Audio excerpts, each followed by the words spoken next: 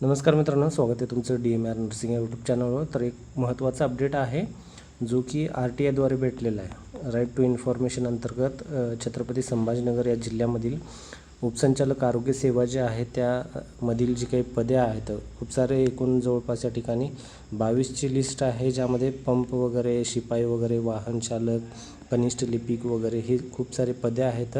यामध्ये महत्त्वाची जर पदे पाहायला गेलं तर 2 पदे जे आहेत त्याकडे आपण लक्ष देणार आहे, आरोग्य पर्यवेक्षक आणि आरोग्य सेवक जे आहे। तर या 2कडे आपण माहिती यामध्ये पाहणार आहे। या ठिकाणी प्रत्येक जिल्ह्यामध्ये हिवताप विभाग जो असतो, ज्या हिवताप विभागाअंतर्गत आरोग्य सेवक जे आहे हे पद असतं आरोग्य सेवक। ठीक आहे, आरोग्य सेवक या पदामध्ये जे आहे तुम्हाला ॲज अ MPW म्हणून काम करायचं असते। तर यामध्ये पहा, मंजूर पदे जर उदाहरणार्थ 100 असतील, त्यामध्ये भरलेले किती आहेत आणि त्यामध्ये रिक्त किती आहेत, तो पूर्ण अहवाल यामध्ये असतो। तर यामध्ये पहा, सध्या आपल्याला या जिल्ह्याअंतर्गत आरोग्य सेवकचे किती पदे आहेत ते पाहायला भेटणार आहे मित्रांनो। सर्वांना माहिती आहे, सार्वजनिक आरोग्य विभागामध्ये म्हणजेच DHS अंतर्गत भरती येणार आहे, त्यासाठी तुम्हाला अभ्यास करणं गरजेचं आहे। अभ्यास चालू असेल तर काही अडचण नाही। तर या ठिकाणी पदे जे आहेत, तर पदामध्ये जे आहे महत्त्वाचं म्हणजे या ठिकाणी आरोग्य सेवक ज्याला आपण MPW म्हणतो, ते पदे जे आहेत या ठिकाणी आरोग्य सेवकचे जे आहेत या ठिकाणी एकूण 34 पदे आहेत मित्रांनो।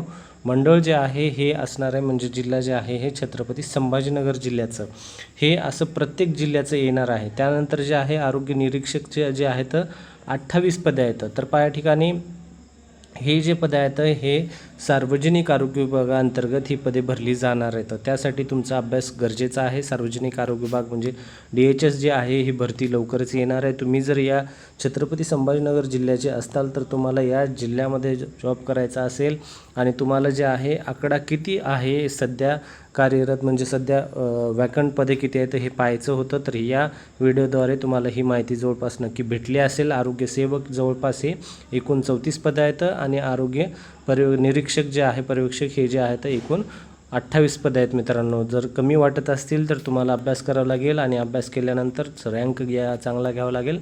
जेव्हा रँक चांगला येईल तेव्हा तुम्हाला जे आहे या ठिकाणी स्वतःच्या जिल्ह्यामध्ये येणं भेटून जाईल तुम्हाला। पहा, जेव्हा तुम्हाला नोकरी, तुम्हाला एक नॉर्मल गोष्ट सांगतो, जेव्हा तुम्हाला नोकरी नसती मित्रांनो, तेव्हा तुम्ही विचार करता की तुम्हाला कुठेही नोकरी भेटली तर चालेल असा विचार करता।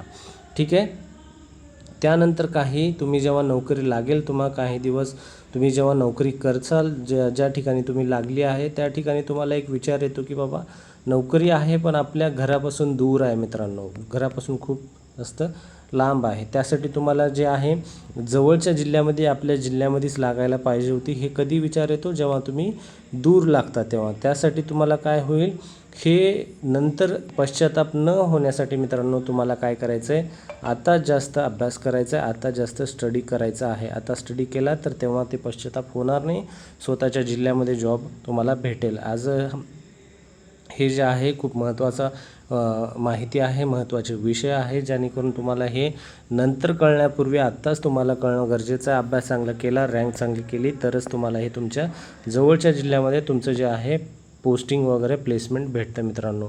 हा व्हिडिओ आवडला असेल तर नक्कीच व्हिडिओ लाईक करा। जवळपास आता पहा, या ठिकाणी एक 28 पदे आहेत आणि एक जे आहेत 34 पदे आहेत, म्हणजे हे एवढे पदे जे आहेत 30 आणि हे या ठिकाणी 50 ते 60च्या जवळपास या ठिकाणी पदे एवढे आहेत, जे की तुम्हाला या पदांसाठी तुमच्या जिल्ह्यासाठी अभ्यास करायचं मित्रांनो। व्हिडिओ आवडला असेल नक्की लाईक करा, चॅनलला फर्स्ट टाईम आला तर सबस्क्राईब करायला पण विसरू नका आणि शेअर करा। जे काही तुमच्या जिल्ह्याचे आहेत किंवा तुमचे कलिग आहेत ते ही माहिती त्यांना गरजेची असेल असं वाटत असेल त्यांना पण शेअर करा, त्यांना पण याचा फायदा होऊ द्या मित्रांनो। भेटूया पुढच्या व्हिडिओमध्ये, धन्यवाद।